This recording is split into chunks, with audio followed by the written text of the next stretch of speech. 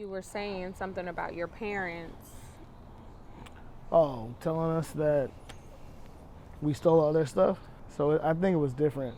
They would tell us that, but we were indoctrinated with all their songs because all their music that was out at the time sampled all the songs.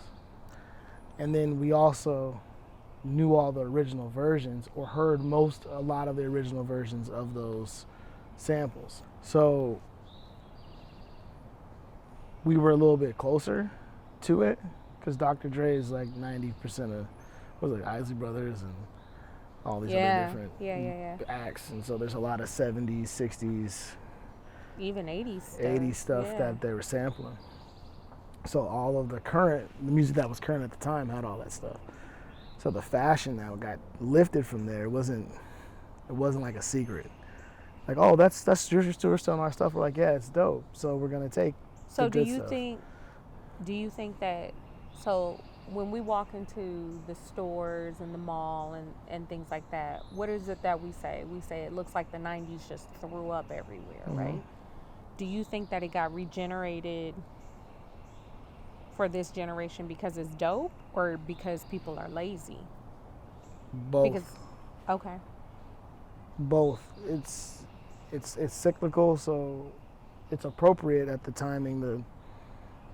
They see the movies, they see the art, because all of our stuff is now that was 30 digital. years ago. Like, think about that. The 90s was 30 years ago.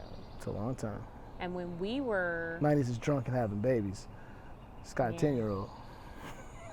Yeah. It's wild. That shit's wild. But when we were in middle school, we were recycling the 70s. Remember, we had the bell-bottom jeans and the... Boot cut. Boot cut. We called them boot cut. They refashioned that. They refashioned it as boot cut. Right.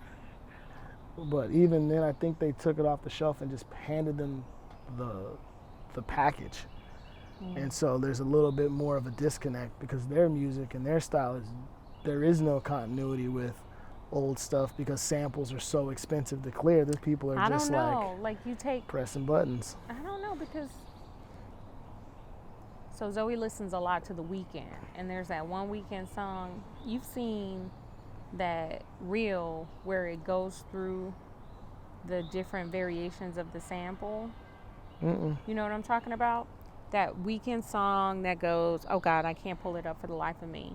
But they're like, oh, The Weeknd's dope. And then we throw it back to our version. And then our version throws it back to the original version that was in the 70s or the 80s. So I don't even think they are sampling the same old stuff. I don't know if there is anything that's original anymore.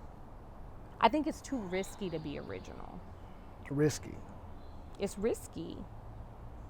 Like, it's risky to come up with your own original shit. Name someone who's come up with anything original recently, who's not ripping off a sound or ripping off a product, or can you even think of someone who has had an original thought? Not in commercial pop culture. No, I don't think so. I don't think so. And I think it's because it's risky to do that.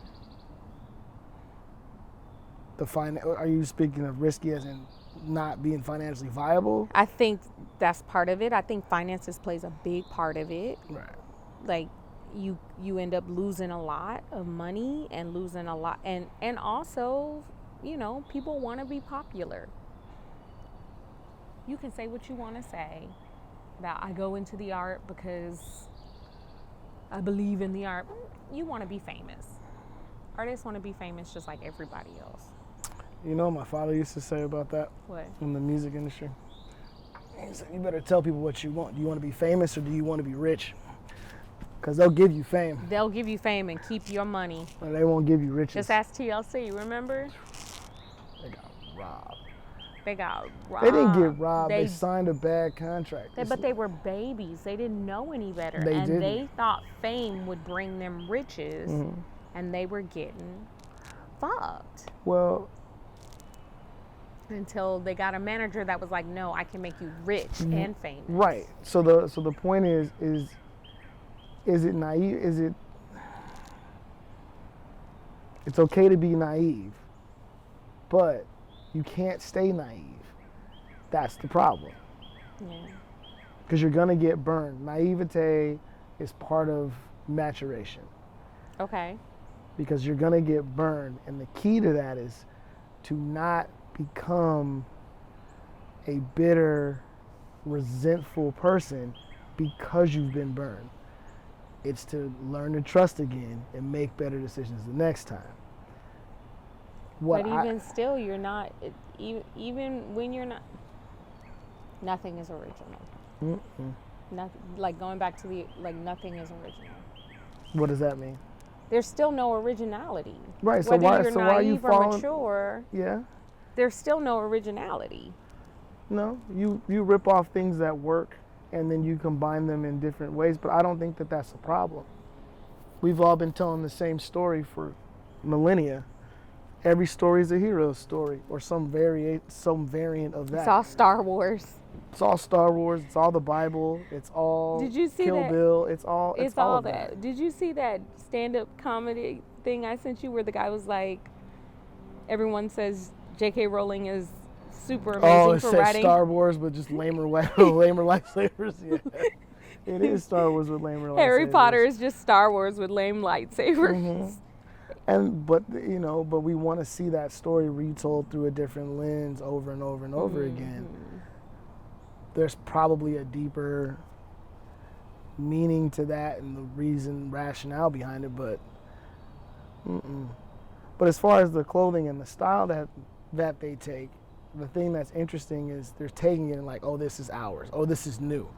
Like, but we did the same thing. You started saying we ripped it off because it was dope. We ripped it off. We ripped it off because it was dope, and then acknowledged that where it came from. We weren't underneath a mask, trying to act like, oh no, this is ours. Understanding that I'm wearing a mask. That's not what happened. I don't know, Norman. I think that when we were young, we were also cocky, and we were like, we made the cross colors. Cross colors was nothing but a zoot suit.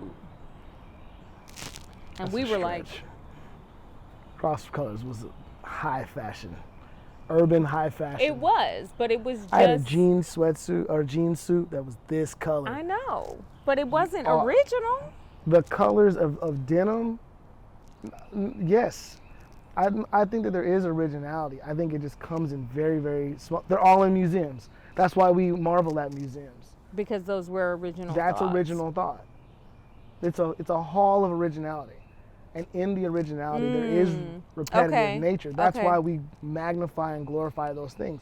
But Star Wars is original of how it's presented. The underlying story is different, but how it's presented, Star Wars is so original that even in the newer versions of The Mandalorian, we know the technology's better. They're still pressing square buttons. And I'm like, and the what? puppet, he's just a puppet. You've got holograms. Baby Yoda is a puppet. I've never understood this. You got holograms and I gotta push a button. Y'all don't have voice speaking and you can talk to no, it's a button. To fly a plane. To fly a spaceship that goes warp speed, which